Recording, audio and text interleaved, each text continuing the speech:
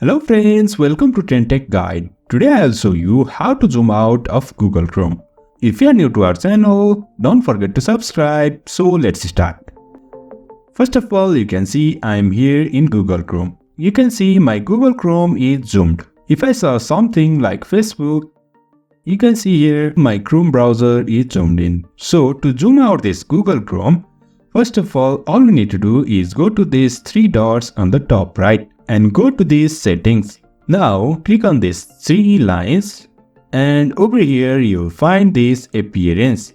Click on appearance, just scroll down and you'll find this page zoom. It's zoomed in to 250. Now click on this and over here zoom out as per your requirement. I'll zoom out it to 100%. So you can see I have zoomed out my Google Chrome to 100%.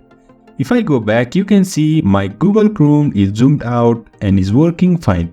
So in this way, we can zoom out Google Chrome. So if you find this helpful, don't forget to subscribe. Have a good time.